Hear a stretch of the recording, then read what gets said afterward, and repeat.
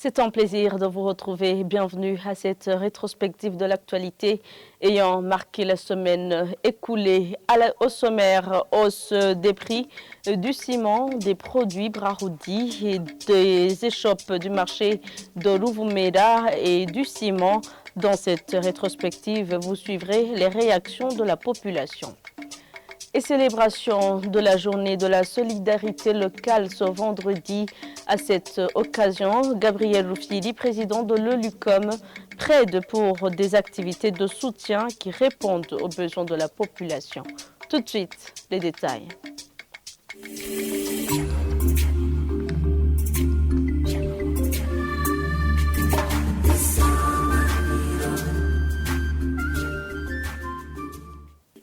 Certains habitants de la mairie de Bujumbura s'étonnent que le prix du ciment ait été revu à la hausse alors que c'est un produit local. Après la décision de l'entreprise Buseko de revoir à la hausse ce produit dès son 1er août, ceux qui se sont entretenus avec la télévision Isanganiro ce lundi demandent au gouvernement de revoir à la baisse le prix de ce ciment ainsi que d'autres denrées de première nécessité, à l'instar du carburant et du sucre. Ils avancent que leur pouvoir d'achat diminue de plus en plus. Suivez-les.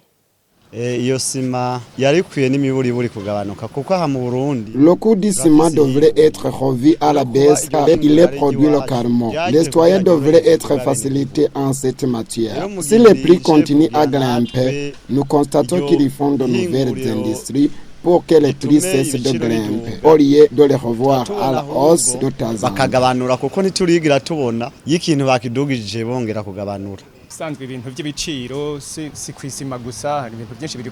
La hausse des prix touche beaucoup de produits de même qu'au ciment. Ce qui nous étonne est que ces prix montent à la fois le carburant, le ciment, le sucre. Nous ne voyons pas bien où nous allons en tant que citoyens à faire des ressources.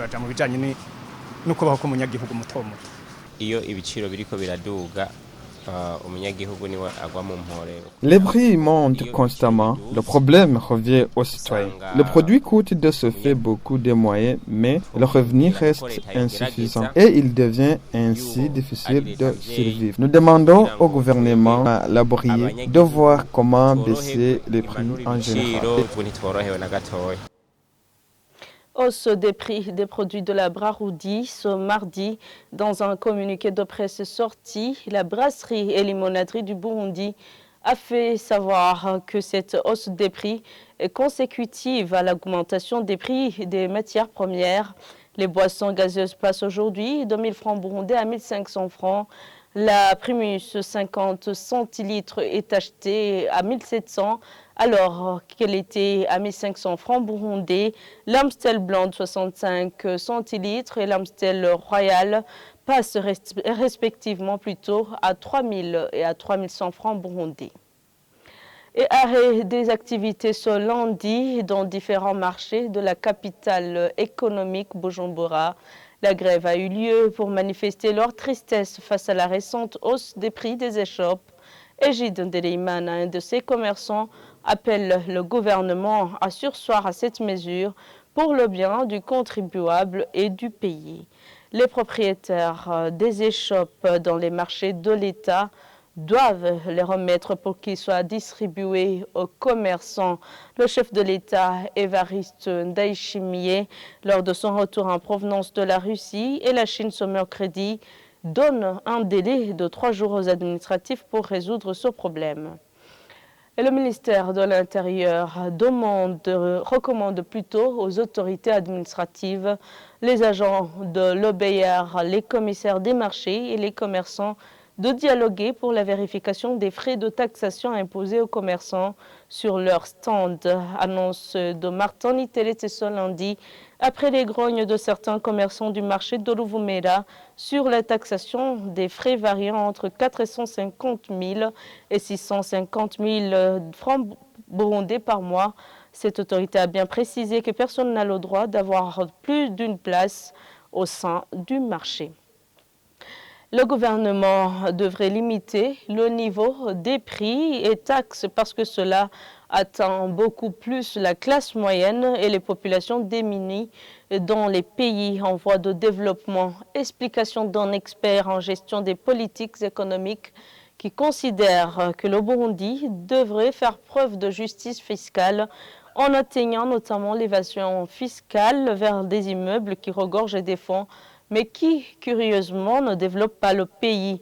Selon Serge Niramebura, l'urgence est aussi de maîtriser l'inflation en vue de concilier deux nécessités, à savoir la collecte des impôts et taxes ainsi que les droits des commerçants et consommateurs. Suivez-le. Pour donc redynamiser le commerce, la chose qui presse, c'est que l'État puisse maîtriser en fait l'inflation. Parce que s'il y a l'inflation, il n'y a pas d'investissement.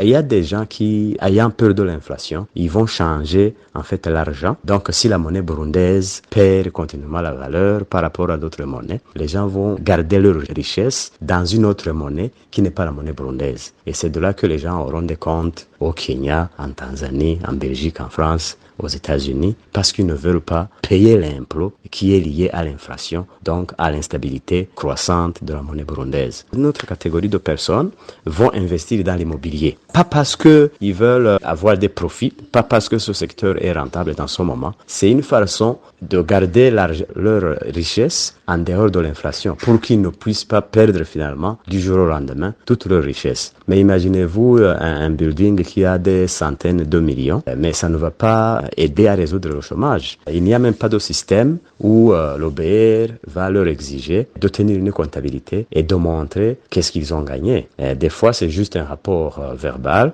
Ils vont dire que oh, je n'ai rien reçu, ce mois, toute cette année, je n'ai rien reçu. Si l'État veut vraiment diversifier, augmenter l'assiette fiscale, diversifier les sources de revenus pour que ce ne soit pas les mêmes individus, même la classe moyenne qui paye tout le temps, il faut aller toquer tous ces gens-là qui ont l'immobilier. Il faut à chaque année, il faut un comité qui donne la valeur à l'immeuble et donc l'impôt doit être un pourcentage à partir de la valeur de l'immeuble. Et en plus, comme c'est pas fiable les rapports qu'ils donnent, il n'y a pas moyen de suivre combien ils ont fait. Il faut aussi un forfait. S'il faut commencer par des paiements forfaitaires, il faut commencer par le secteur immobilier. Il faut exiger un forfait mensuel, trimestriel, annuel à payer parce que deux choses doivent être certaines. C'est en fait la mort et le paiement des impôts.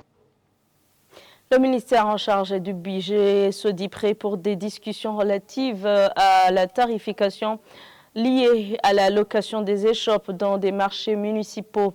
Dans une interview accordée à la télévision Isanganiro ce mercredi, le ministre rassure que cette tarification pourrait être revue à la baisse s'il s'avère que les concernés se sont appuyés sur des informations erronées au moment de la fixation de cette dernière. Honorable Dasni Ondima rappelle que sa fixation découle de la loi budgétaire en cours et non de l'Office burundais des recettes. Suivez-le. L'OBR est chargé de collecter les impôts, les taxes qui sont prévus dans les lois, dans les textes de loi. Alors pour le cas précis, des loyers, des stands, des shops, des marchés qui font partie du patrimoine de l'État, ces recettes sont prévues par l'article 63 de la loi budgétaire de l'exercice 2023-2024. Donc l'OBR est en train de collecter ces recettes conformément à cette disposition. L'OBR a fixé ces tarifs conformément aux tarifs qui sont appliqués sur le marché dans l'objectif d'assurer l'équité entre les vendeurs qui louaient directement auprès des mairies ou de la commune et des autres vendeurs, des commerçants, qui louaient ces stands, ces shops à travers les commissionnaires qui les ont reçus des institutions publiques. Alors, le gouvernement a voulu harmoniser, assurer l'équité.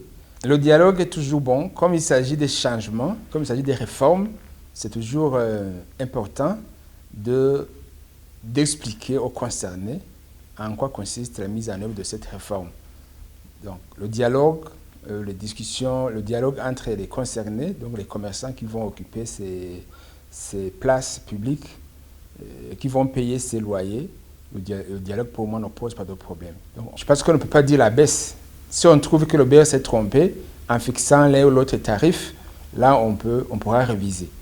Mais les tarifs, il ne faut pas dire que les tarifs sont très élevés alors que les tarifs sont des tarifs qui sont déjà pratiqués sur le marché. On va peut-être procéder à l'explication de comment ces tarifs ont été fixés. Mais s'il s'avère que l'OBR se serait trompé dans la fixation des tarifs, on peut toujours les réviser parce que c'est un début de la réforme. Les gestionnaires des services de l'État devraient avoir dans l'esprit que leurs responsabilités ne sont pas une occasion de s'enrichir. Réaction du directeur national du PARSEM après que le président de la République ait mis en garde ceux qui se considèrent comme bailleurs des échoppes dans les marchés municipaux. Mercredi, Évariste Ndaïchimié leur a intimé l'ordre de les remettre en déant 3 jours. Faustin Dekoumana trouve plutôt que le parti plutôt qui les a mandatés doit les remettre à l'ordre pour qu'ils vaquent effectivement au développement du pays. Et à l'occasion de la journée de la solidarité locale, Gabriel Rufiri, président de l'Observatoire de lutte contre la corruption, l'UCOM, plaide pour les activités de soutien qui répondent aux besoins de la population, notamment l'octroi des fertilisants et semences. Suivez à ce propos Gabriel Rufiri. Aujourd'hui, c'est la journée nationale de la solidarité au niveau local.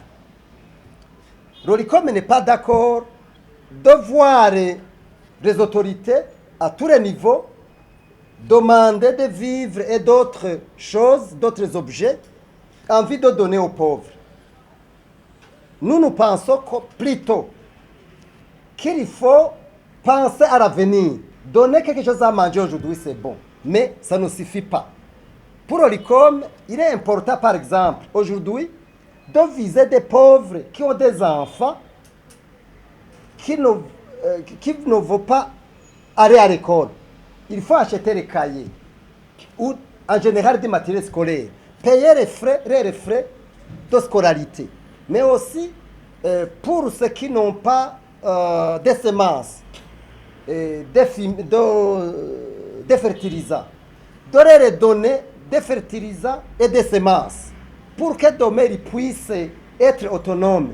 Mais leur donner 1 kilo de haricots, 1 kilo de riz, ça va vraiment les aider à quoi? Donc, il faut vraiment des initiatives louables, mais donner 1 kilo, 2 kilos à un pauvre, ça ne va rien vraiment faire. C'est pour cette raison que nous encourageons aux administratifs de travailler de cette manière-là. Et c'est par ici que prend fin cette rétrospective de l'actualité ayant marqué la semaine écoulée. Bonne suite des programmes avec la télévision Isanganiro.